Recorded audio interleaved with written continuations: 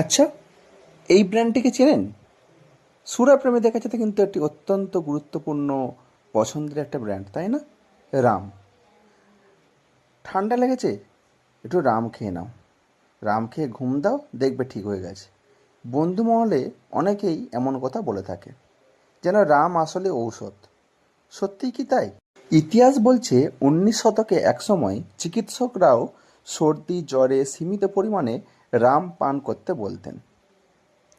রামে অ্যালকোহলের প্রভাবে শরীরে গরম অনুভূতি হয়, তাছাড়া কিছুটা শান্তি পাওয়া যায়, ফলে জ্বরের যন্ত্রণাও কমে যায়। অনেকের মতে রাম খারাপ ব্যাকটেরিয়া মারতে সাহায্য করে, তবে তা সত্যতা কতটা সেটা নিয়ে সন্দেহ রয়েছে। অনেকেই তাই সর্দি কাশি হলে গরম জলে একটু রাম মিশিয়ে পান করেন। এতে সাময়িকভাবে হয়তো স্বস্তি মেলে, কিন্তু কোনো কিছুরই অতিরিক্ত ভালো নয়, তাই রামের ক্ষেত্রেও সেটা মেনে চলা জরুরি। হার্ভার্ডে প্রকাশিত সমীক্ষা অনুসারে অতিরিক্ত রাম পান করলে লিভারের ক্ষতি হয় এবং সিরোসিস রোগ দেখা দিতে পারে। রাম রক্তচাপও বাড়াতে পারে, এতে হৃৎপিণ্ডের পেশির ক্ষতি হয়।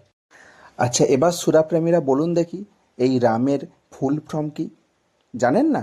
আচ্ছা, আমি বলে দিচ্ছি। রামের ফুল ফর্ম হলো রেগুলার ইউজড মেডিসিন। এই রকম মজাদার ভিডিও পেতে চাইলে আমাকে ফলো, সাবস্ক্রাইব এবং ভিডিওটি শেয়ার করবেন। ধন্যবাদ।